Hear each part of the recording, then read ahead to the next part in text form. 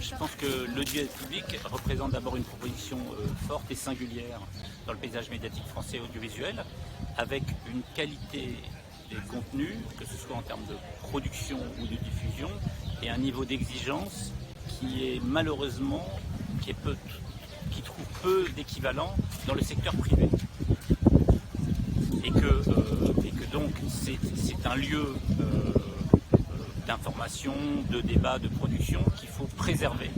parce que c'est un lieu rare et qu'il sera très compliqué de créer un équivalent si jamais cet édifice devait un jour s'effondrer.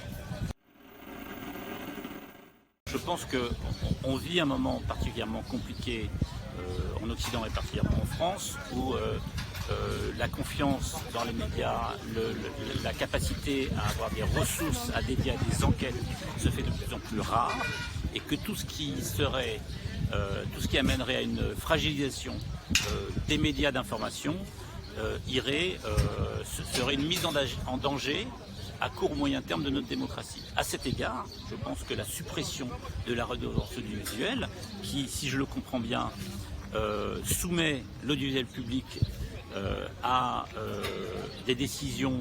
annuelles qui peuvent être inversées, me semble créer un lien de dépendance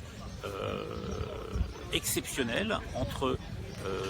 les moyens de production audiovisuelle, les moyens de diffusion, c'est vrai pour la radio comme c'est vrai pour l'audiovisuel, au pouvoir public, et c'est une erreur.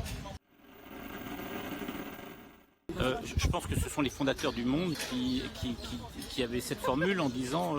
le monde est un bien commun, et c'est quelque chose qu'on essaye de faire. On considère que le Monde, le groupe, est une entreprise, donc elle doit être rentable, notamment pour défendre une indépendance, mais c'est aussi un lieu qui a une influence notable sur l'organisation de la société et l'évolution de la société. C'est un lieu d'où peuvent partir des enquêtes, où on peut être un révélateur, on peut souligner des inégalités, on peut défendre des causes, et donc c'est absolument pas ni anecdotique, ni comparable à un service ou un bien industriel, aussi légitime et vertueux soit-il. Donc je pense qu'il faut que le politique se doit d'avoir une vigilance, une attention redoublée quand il s'agit de médias et d'informations politiques et générales.